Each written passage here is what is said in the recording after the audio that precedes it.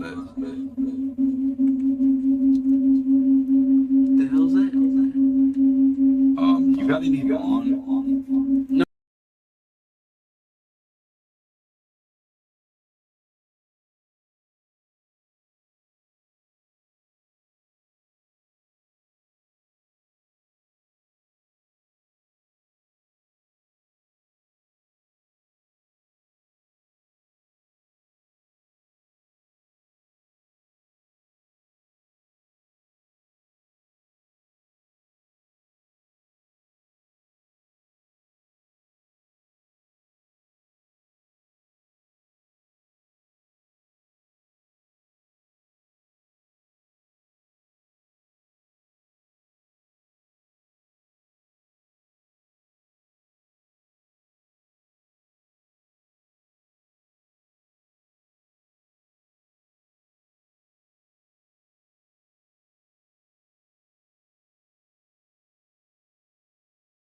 All right, now we There have we that go. figured out.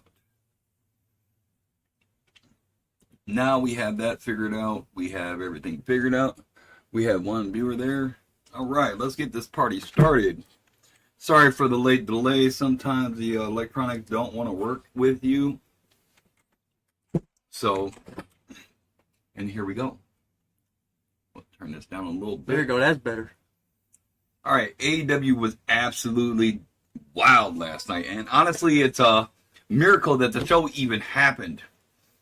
Reports are coming out that a massive sickness bug hit the locker room after the Australia show, forcing Tony Khan to rewrite half the script just hours before showtime. But even with the skeleton crew, we got one of the most shocking heel turns in recent memory. I'm Beetlejuice. This is the White Star 99. And this is No Smoke Podcast. And we're breaking down the fallout of Kenny versus Swerve Strickland. We're going to jump right to the main event. Kenny Omega versus Swerve Strickland for the first time ever.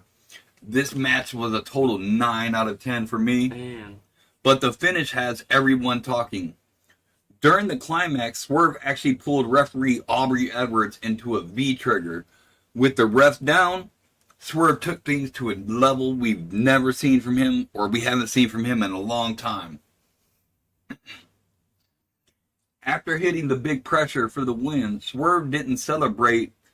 He grabbed a chain, took Kenny Omega over the ropes, and then choked Kenny Omega over the ropes, and then delivered a sickening dead eye through the commentary table. He kept screaming, "I needed this," into the camera. Swerve's officially back to being the most dangerous man in the AEW. Now, what do you say about this whole segment? I said a lot. What are your comments? Well, You're not the screen. Oh yeah, I'm not the screen. Well, let me tell you, I wasn't expecting this to happen with Kenny and Swerve. Because, I mean, let me tell you, the match was good. I enjoyed it. And so, I don't know what drove this stuff to happen, man. Like, I thought, but, I mean, if you listen to what Kenny Swerve said last week, he said basically that he thinks Kenny was using his EBP power to put himself back in title contention. So I would think that's probably... And another thing, if I'm Swerve Strickland, you're messing with Hangman's best friend. You're messing with one of Hangman Adam Page's best friends. And I'm guessing maybe Hangman is going to get... I think they're maybe going to set up the Hangman versus Swerve thing again, maybe up again. Because that is Hangman's best friend, Kenny Omega. Right. And let's just say if Hangman were to win the championship at Revolution, do you think maybe, since Swerve is back to a bad guy, do you think maybe that if Hangman were to win the championship at Revolution, do you think Swerve might challenge Hangman for the championship? We might get how many matches have they had? Swerve and who? Hangman? I don't know exactly how many matches they've had. They had that They've had quite a rivalry, I can say that. Dream was one. He burned that man's house down. Wrestle Dream was one. It doesn't matter how many matches they've had, though. But you're right. They probably are setting it up. Steel cage match 3. And if Hangman wins the championship and Swerve challenges him, this would be their 4th match. Okay. All right. Well, like I said, they've got history. He burned the man's house down. Exactly. But you could be right. They could be setting that up. And then they did settle their differences. They did say, I remember when Swerve said to Hangman, "Hey, yeah. that house but that the thing is that they settled their differences before Swerve went back to being a heel. Because that was setting up the thing that Swerve was going to help Hangman win the championship, and they were putting that rivalry aside." Yeah. But the thing is, I think they still only were working together for that purpose. You know what I mean? Like, they're not cool still, I don't think. But anyway, then we had the face-to-face between world champion MJF and Hangman Adam Page. This was pure intensity. Hangman upped the stakes for their match at Revolution, challenging MJF to a Texas death match. But here's the kicker. Hangman said if he doesn't win the title, he will never challenge for the AEW World Championship again. What do you think about that? Well, what I think about this, first off, we all know that Hangman has a very long history with Texas death matches. We all know that, right? He's brought the AEW. He's defended the AEW World Championship in Texas death matches, and he's won the AEW World Championship in a Texas death match. So I think Hangman's he's pretty good at these Texas death matches. So if this, I think it is. Do you think it's gonna? Is this already official? Like, are we already getting a Texas death match? Oh, it's official. So since we're getting a Texas death match, I think Hangman has the advantage because we all know his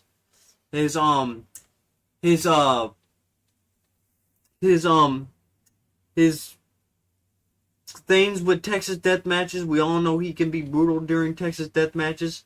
Mm-hmm. So I'm thinking, and also I think Hangman's going to win this match because Hangman said if he does not win, he's not going to challenge. So that makes me think that they're going to make Hangman win.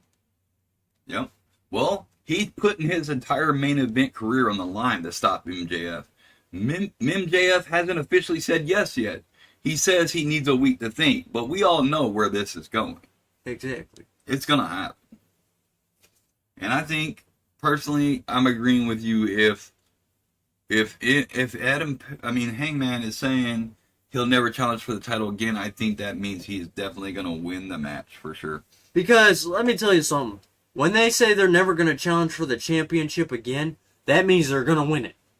But another thing I want to talk about is, I never thought maybe that, I don't think Hangman would win. I don't know if they would drop the championship from MJF that quick. Okay. Like, you know what I mean? Yeah, that's definitely, I think they're trying to throw us off with that. So, yeah. I don't know. I don't know. Maybe MJF will win because MJF, he's a cheater, and I know he's going to find ways to win this match. Of course. And let me tell you something, folks. I guarantee you there will be lots of blood because this is a Texas death match. Oh, yeah. So if you can't stand it, then don't watch it. There's definitely going to be some stuff that we're going to be like, oh my God, that hurt. I'm going to love this match. A few other major notes from the night is the Brawling Birds debuted. We had Jamie Hayter and Windsor made their TV debut as a duo, destroying Viva Van and Becca. The women's tag team division just got a lot scarier. Yeah, the Brawling Birds seem to be a good team. Exactly. I like the team. I think they're going to do well. Exactly. So, also Willow had the 4-way match against Megan Bayne, Marina Shafir, and Mina Shirakawa.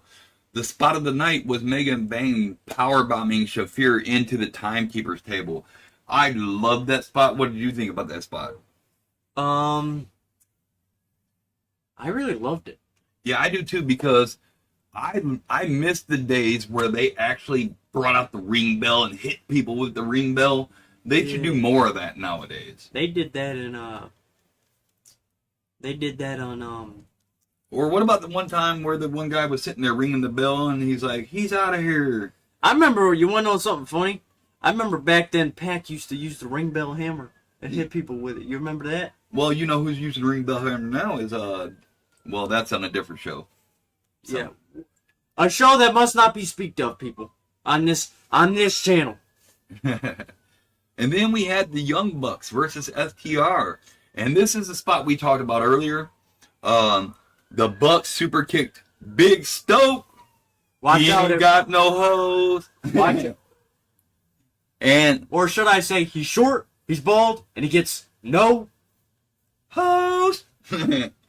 So they kicked Big Stoke out of his wheelchair and officially challenged FTR for Revolution. But what I really liked was after they kicked him and the FTR was crawling over to him and they had their little fingers on his throat, like checking his pulse. They were like, is he dead? Is he dead? Is he alive? What have you done? Is he okay? Somebody get a medic. You mind if I add one more thing to this? Go ahead. Okay. I have a question about your predictions on the Jon Moxley versus Konosuke Takeshita. What do we think of this match? Do you think this was a good idea, or do you think this was a bad idea? I mean, we knew it was coming. I think I even talked about it in another broadcast where they were setting up Jon Moxley versus Takeshita. And it's no time limit. But what I'm really wondering, though, is not even that. I'm wondering about, did you see how the, this wasn't even in the, my thoughts here for this match, but I just remembered. Did you see the, what do they call them now? The Death Riders challenging the Callis family? And they had the Callis family in the back kicking a bunch of people's butts. Are we getting a blood and guts again, maybe? I don't know. We're getting blood and guts I again. think we could be heading that direction. But I think that's why they're slow playing this rivalry so long. Or maybe if their blood and guts is not coming back, we could see maybe a lights out steel cage match again, maybe. But now that I was talking about that as well, did you see where Okada was like, I'm a champion, and that's not like Takeshita. They're still playing that up, and I'm wondering when this is going to happen. But did you see that Fletcher was with Takeshita celebrating, yes, and Okada was like kind of mad about it? Yes.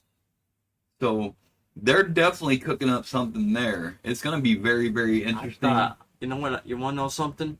I thought Takeshita said he signed a deal with I thought he was going to be in New Japan a lot because I thought they said he signed something. They said he signed a contract with New Japan. I don't know what the heck happened. He's not going back to New Japan, bro.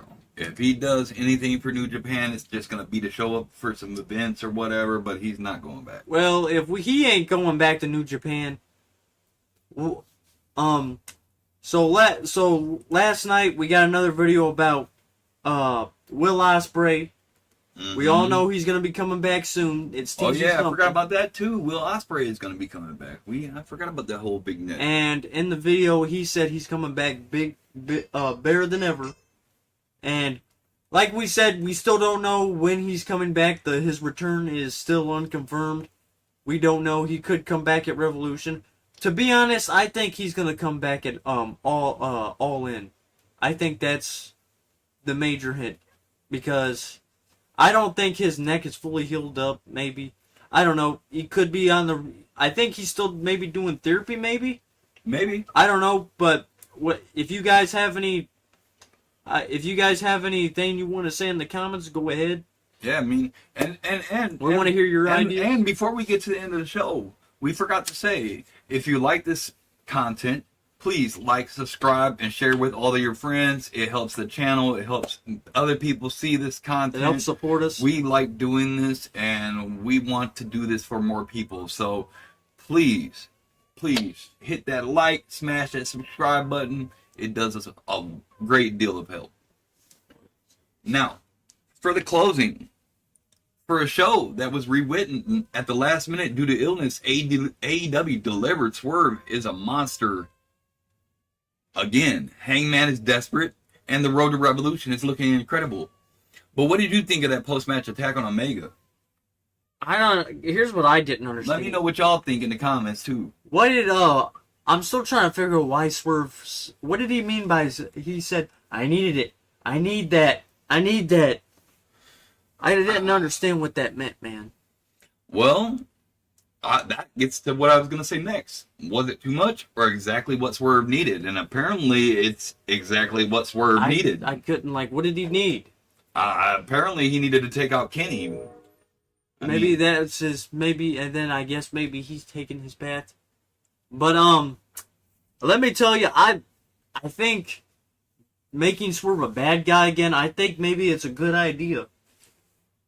I think so. I think so, but at the same time, they do have a lot of bad guys right now, or heels, whatever you want to call them. He's back. So I think some of those bad guys, and it could be Takeshita and Fletcher, that are going to turn two faces. Exactly. So it's going to be interesting. But this is Beetlejuice. This is the Wide Star 99. And this is No Smoke Podcast. We're out for tonight. See y'all next time and enjoy. Peace.